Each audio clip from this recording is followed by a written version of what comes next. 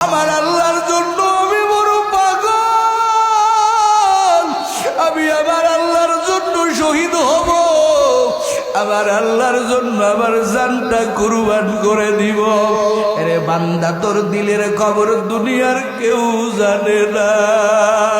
আরে বক্তা সাহেব, তোমার বয়ানে মানুষগুলো কাঁদবে, তোমার বয়ানে মানুষ হিদায়াত পাবে, তুমি ভাইরাল হয়ে যাবা, আরো অনেক দাওয়াত পাইবা। এই জন্য তুমি যদি বয়ান করো, ও বক্তা নাইমুজ্জামান, আমি তোমারে বলি, আমি আমারে বলি, তুমি তোমারে বলো, যতই মোল্লাগিরি করো, যতই সুফিগিরি করো, যদি এইটা আমার আল্লাহর জন্য না হয়, ওই জিনিসটা আমার আল্লাহর কাছে কবুল হবে না। আল্লাহ বলবেন রে শহীদ, দুনিয়ার মানুষ তোরে শহীদ বলতে পারে, কিন্তু আমি আল্লাহ তোরে শহীদ বলবো না। আমার মায়ার নবীর বর্ণনাকৃত হাদিস আবু হুরায়রা বলতেই পারে না, পাগলের মতো হয়ে যায়। এই শ্রেণীর শহীদদেরকে আমার আল্লাহ বলবেন, যা যা, তোর ঠিকানা জাহান্নাম। আর ওই আমল করলে ওরা কত আমল, আসমান জমিন পর্যন্ত তার আমলের সীমানা। আল্লাহ ডাক দিয়া বলবেন, ও আমলওয়ালা, কি করে জমিনের সময় কাটাইছো?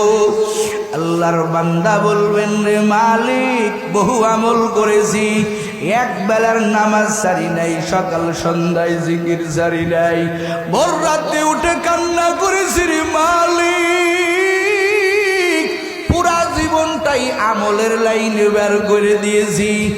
আল্লাহ বলবেন, রে আমলওয়ালা, তোর আমলটা কি আমার জন্য হয়েছে? মনে মনে তোর কল্পনা, আমি যদি নামাজে না যাই, মানুষ আমারে মুসল্লি বলবে না। আমি যদি রোজা না রাখি, আমার মা আমার খেতে দিবি না। আমি যদি নেক আমল না করি, দুনিয়ার মানুষ আমারে জায়গা দিবে না। এই জন্য তুই আমল করেছো। ও টুপিওয়ালা ভাইরা, ও মাদ্রাসার ছাত্র ভাইরা, শুনো, মাদ্রাসায় পড়ার কারণে তোমারে নামাজ পড়তে হবে। যদি তুমি নামাজ না পড়ো, মানুষ তোমারে খারাপ বলবে। মাদ্রাসার উস্তাদদের ভয়ে তুমি নামাজে দৌড়াইলা, মানুষের কাছে ভালো হুজুর হওয়ার জন্য পোশাক লাগাইলা। এইরকম তুমি যত ইবাদত করো, আমার মালিক তো অন্তর্যামী।